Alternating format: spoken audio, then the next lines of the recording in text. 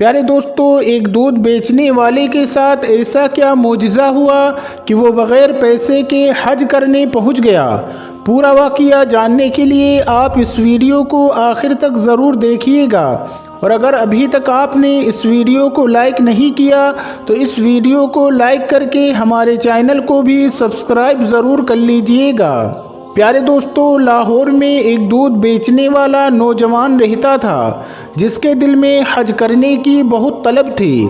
جب لوگ حج کر کے واپس آتے تو وہ ان سے بہت شوق اور پیار سے ملاقات کیا کرتا تھا اور ان کے ہاتھوں کو چوما کرتا تھا۔ ایک بار اس نے حج کے موسم میں لوگوں سے پوچھنا شروع کر دیا کہ حج پر کیسے جاتے ہیں۔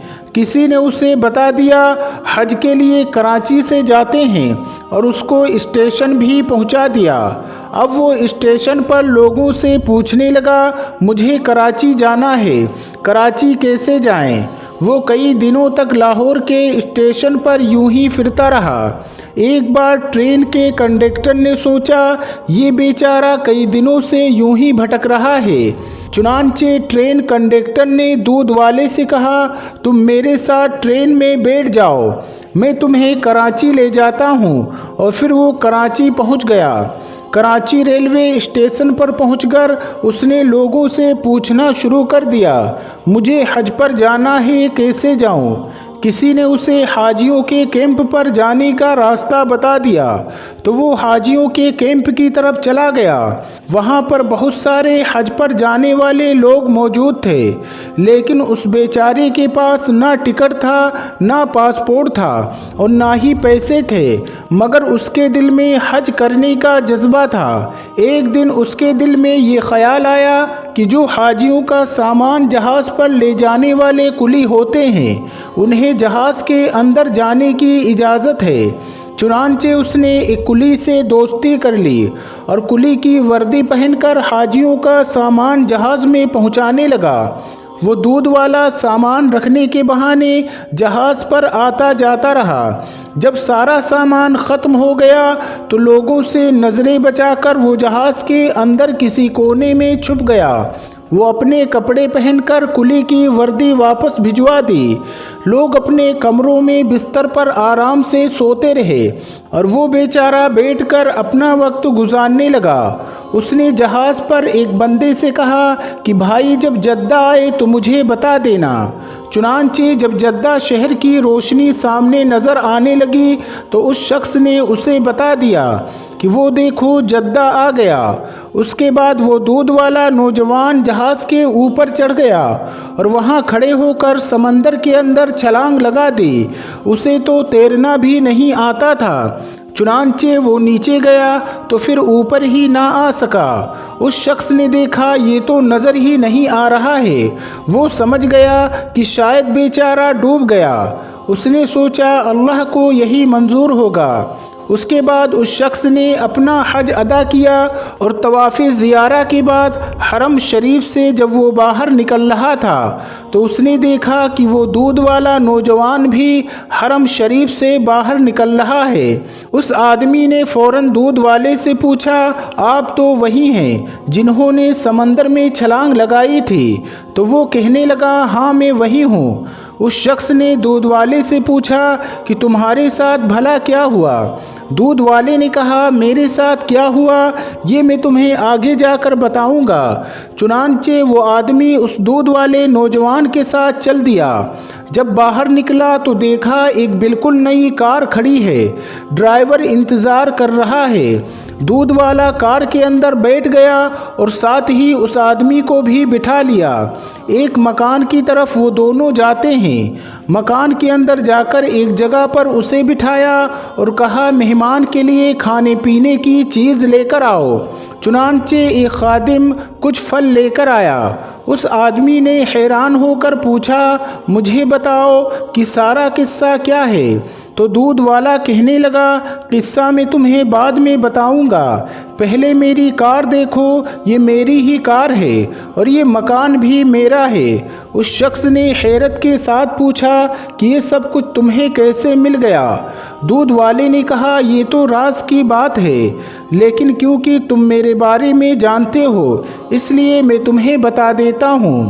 پھر دودھ والا کہنے لگا میرے دل میں اللہ کا گھر دیکھنے کا بہت شوق تھا اور اسی شوق کا مجھے اللہ نے یہ صلہ عطا کیا ہے۔ جب میں جدہ پہنچا تو میں نے کہا اے اللہ میں اپنے آپ کو تیرے حوالے کرتا ہوں۔ یہ کہہ کر میں نے سمندر میں چھلانگ لگا دی۔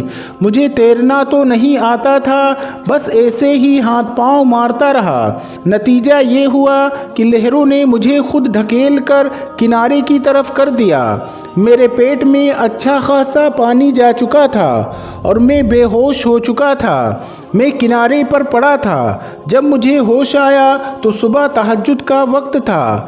میں نے ادھر ادھر دیکھا تو باہر جانے کے سارے راستے بند تھے۔ چاروں طرف لوہے کے گرل لگے ہوئے تھے اور آگے دروازہ بند تھا۔ میں اسی گرل کے پاس بیٹھ گیا۔ میں نے دیکھا اس گرل کی دوسری طرف ایک گھر تھا۔ اس گھر کے صحن میں ایک گائے بندھی ہوئی تھی۔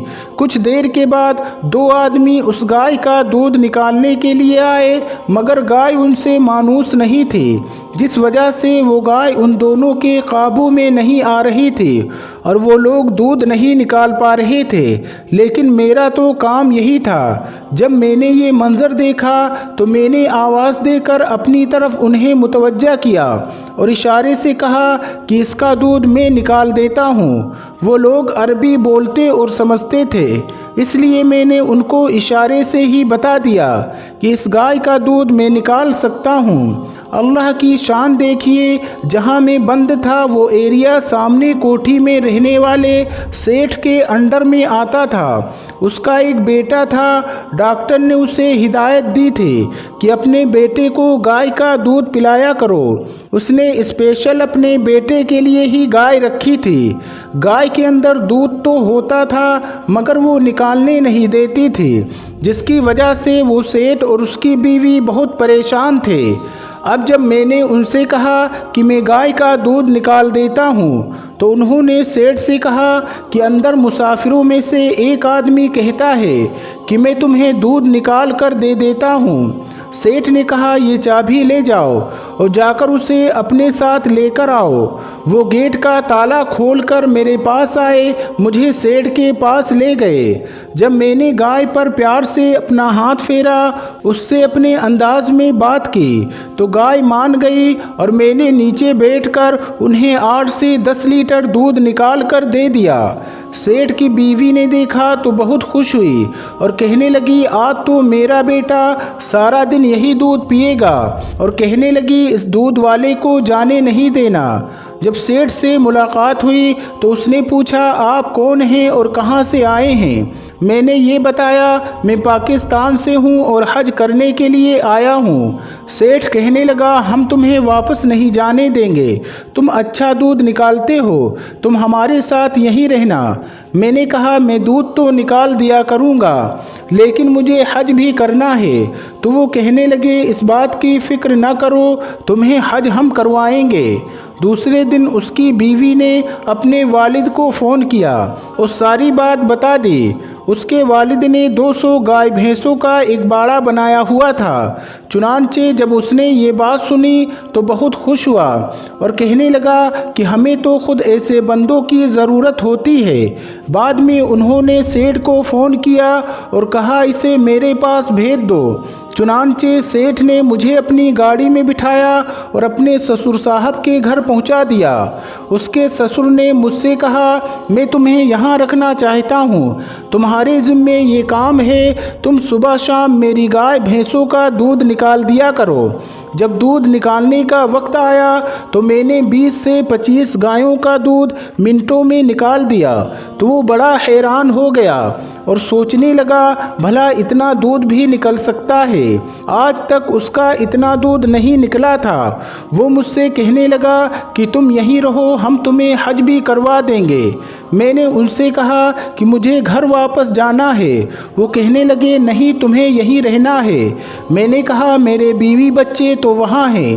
اس نے کہا فکر نہ کرو، میں نے ایک نیا گھر بنایا ہے، وہ گھر میں تمہیں دیتا ہوں، اور یہ میری گاڑی ہے، یہ بھی تحفے میں تمہیں دیتا ہوں۔ تم ہمیں اپنے بیوی بچوں کا نام اور پتہ بتا دو، میں انتظام کر کے آنے والے اگلے جہاز سے تمہارے بیوی بچوں کو یہاں بلا لیتا ہوں۔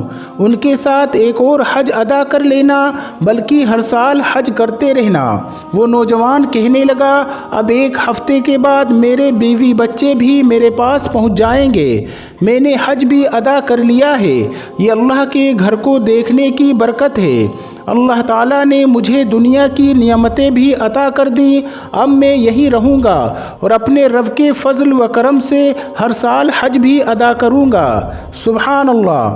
دوستو، اس ایمان افروز واقعے کے بارے میں آپ کی کیا رائے ہے؟ کمنٹ باکس میں جا کر ضرور کمنٹ کریں اور یہ بتائیں کہ آپ اس کے بارے میں کیا سوچتے ہیں۔ پیارے دوستو، آپ سے گزارش ہے کہ آج کی اس ویڈیو کو اپنے دوست احباب کے ساتھ شیئر کرنا نہ بھولیں۔